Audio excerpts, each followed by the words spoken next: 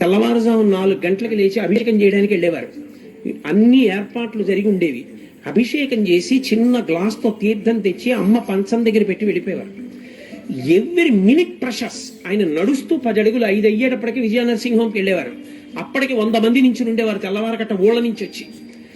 రాత్రి 10 వరకు ఆయన పేషెంట్స్ని చూసి ఇంటికి వచ్చి అమ్మ మంచం మీద కూర్చుని అమ్మ చెయ్యి ఇలా పట్టుకుని, ఏమ్మా ఇవాళ నీ కోడలు బొబ్బట్లో నేను తినవా?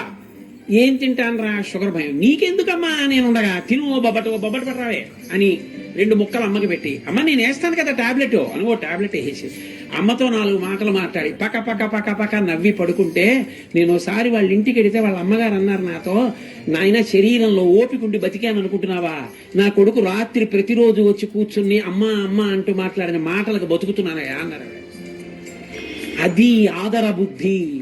అమ్మ నిన్ను ఏదో ఎత్తుకుపోతుంది నీ దగ్గర అనుకోవడం నీ కర్మ, అది నీ బుద్ధి ఎందు వచ్చిన జాడ్యం.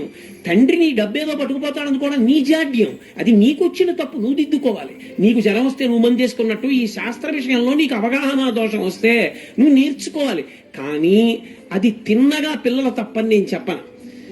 సవకబారు అన్నీ మనం పిల్లలకి చూపిస్తున్నాం. ఏవి చూపించకూడదో అవన్నీ చూపించి అది బాగుండాలని మీరు కోరుకునే అధికారం మీకు ఎక్కడుంది? మీరేది చూపించకూడదో చూపించకుండా ఉండడం సమాజం యొక్క ప్రధానమైన కర్తవ్యం. అప్పుడు పిల్లలు బాగుండాలని కోరండి. అయినా ఇంకా పిల్లలు బాగుంటున్నారంటే వాళ్ళది గొప్పతనం.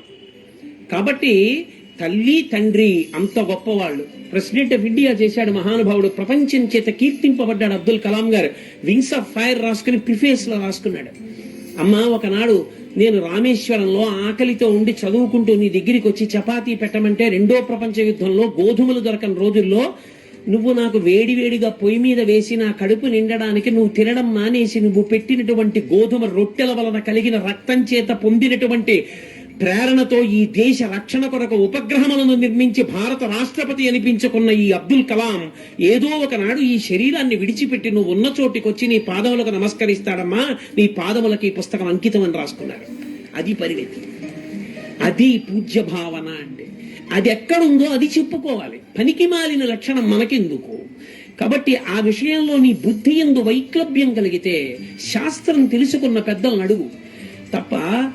దోషం తల్లి నిన్నేదో చేసేస్తుంది, తండ్రి నిన్నేదో చేసేస్తాడు, నువ్వు 5 రూపాయలు సంపాదించగానే తల్లిదండ్రుల పట్ల పెడభావన కలుగుతుంది అనుకుంటే అది ఆ వ్యక్తి యందు దోషం ఏర్పడిందని గుర్తు. ఆ దోషము పరిష్కరింపబడాలి. ఆ బుద్ధి అసలు మంచిదే కాదు. తల్లిదండ్రులను మించినటువంటి వ్యక్తులు లేరు.